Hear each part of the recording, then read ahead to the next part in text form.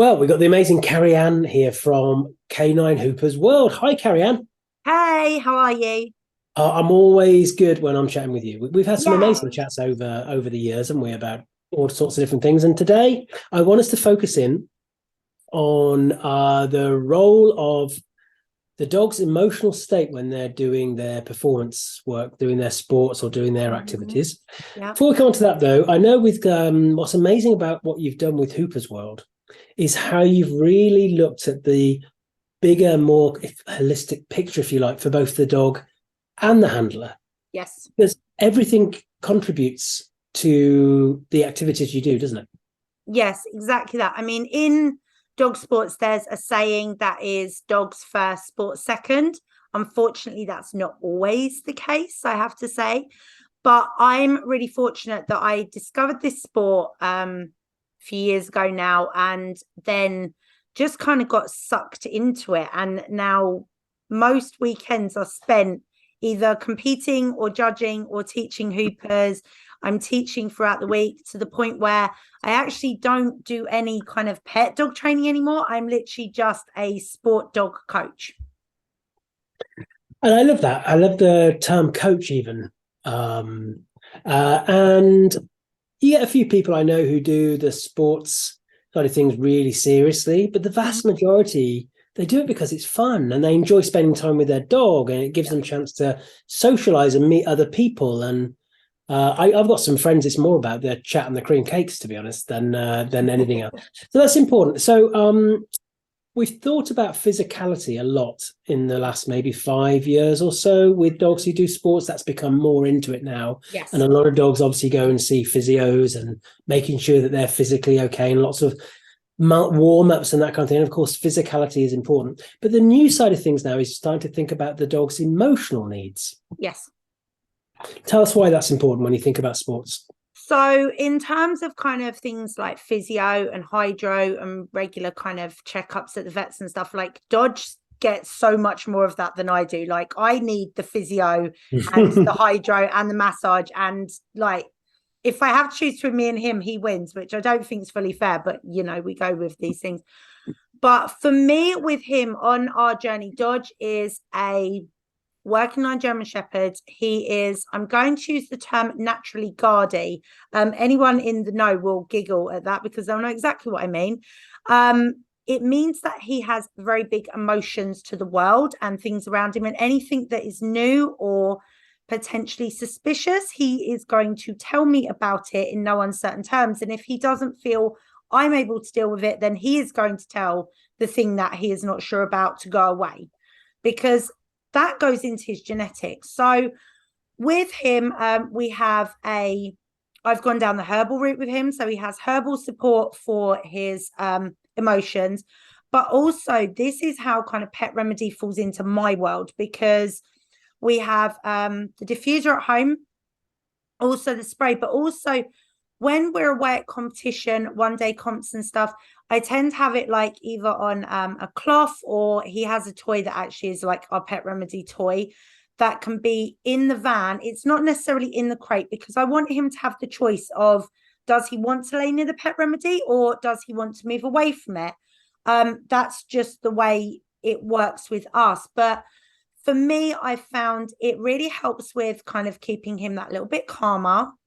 When he's calmer, he can listen more. When he can listen more, his handling is more accurate because he's actually listening to me. Therefore, if the handling is more accurate, the round is more accurate, we're going to be faster. We're going to score higher points because I'm going to be able to handle him from further away. So for me, him being calm and relaxed and able to listen is the difference between getting a placing and getting eliminated. And that's really important, isn't it? Because I think there are some people who don't understand that side of things and think, well, why would I want my dog calmer? I need my dog more fizzed up. I need my dog all ready to go. But we know there is an optimal state to be in, both physically and emotionally, where we learn better and where we connect better and where we perform better. And I Yes. think that's what we're looking at. And it's interesting you sharing your story about Dodge, and because I think there's a lot of people who have dogs who are quite sensitive, Mm-hmm. maybe socially sensitive or environmentally sensitive, and they've found dog sports, especially something like Hoopers, where their dog actually really thrives there and they enjoy it and they like that kind of element. So we've also got the part of supporting that dog's sensitivities, even while they're doing activities that they enjoy. But even if your dog doesn't have those sensitivities, ensuring they're feeling good and that they're focused and that they're motivated and that nervous system is in a good regulated state can make a huge difference, can't it, to the performance side of things? Massively. I mean, we know that with human athletes, human athletes quite often will do mindfulness exercises or even meditations before competing. They have their rituals. One of the things for me is we have certain things that we do before competition, and they kind of become a little bit superstitious in a way, but those are part of the patterns. And because Dodge is the way he is, and also my brain is the way it is, having patterns that we can follow helps keep us calm and helps us feel less stressed. So one of the other things I'll do is, if there is a new venue we're going to, quite often I'll judge before I compete there, so I can kind of get the lay of the land. Also, it might be that my first run, instead of doing it for competition, we do it, which is called NFC, which is not for competition. So we get 1 minute in the ring to have a play. So I can just do training in the ring, because then I can see, right, is he able to cope in this environment or not? Because going to training with generally 4 or 5 other dogs and going to a competition where there's 100 other dogs is a massive, massive difference to both of us. Mm-hmm. And that predictability as well. I think the dogs almost have that superstitious element. It's like, if I can do this, this, and this, then I'll be okay. And we can add in an olfactory element to that predictability. And this is another good thing about Pet Remedy, of course, because it provides that kind of that almost well-being bridge, really, because you can use it at home, you can use it in transport, you can use it at the venues, but also using things like free work. I know you use free work a lot because it's a great way to get that sensory integration process going. And again, it's something that can link what they might do at home in their local event arena and also when they're on tour. Yeah, and for me as well, like when we're on the bigger shows over the summer, we camp. So we stay at the venue and we have our little, I call it the fortress, because we have like a big fence around and have a little tent, and me and Dodge both sleep in the van together, because it's much safer sleeping in the van with the shepherd than in a tent on my own, because he abandons me in the tent. He doesn't like tents. He sleeps in the van. So I've now made a bedroom in the van with him, because health and safety risk assessment. I've decided I'm safe with the shepherd than on my own. But actually having the Pet Remedy in the van of an evening kind of helps us both relax, because it works on mammals. So, we are also mammals. So I find the smell of Pet Remedy quite relaxing. But also, as you say, with the free work, I can set up little bits of free work within the fortress to give him a little bit of downtime. I'm also a big fan of like the licky mats and stuff as well. And quite often we'll just have a little licky mat session once he's finished his runs for the day. Because obviously when we've still got runs to go, I don't want to bring him down too much. I want him relaxed, but still able to get ready. Things like doing free work and the licky mats, and even just a fresh spray of the Pet Remedy, and for me taking a few drops of Rescue Remedy, kind of goes, right, we finished for the day, now we relax, ready for the next day.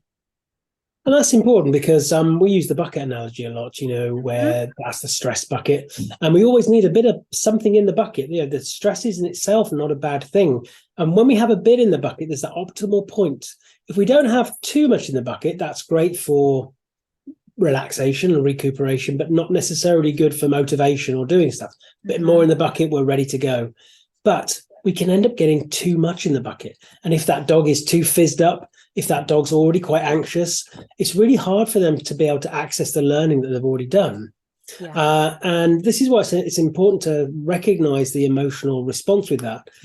We've got some extra resources as part of the Active Dog resources that people can check out on free work and on the bucket, because they're important parts of it.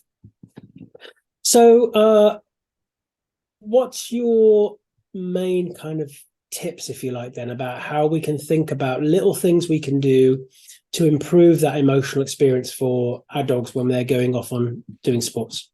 So I think having a kind of start pattern, like you see quite a lot of people just kind of, they're waiting in the queue and they're maybe fizzing their dogs up with a toy. Whereas I kind of will let him have the toy going up to the arena, because generally if his mouth is full, then teeth can't do anything. He's generally muzzled now. When we're at shows, it just helps both of us feel calmer and safer. But obviously once we're in the ring, muzzle comes off, and little things like I have my start line routine. So we have a couple of little tricks we do. For us, we do a spin, a twist and a bow. Then I do a hand target, ask him to come into a middle, then ask him to wait, go into the middle where I need to stand, and then we release and go.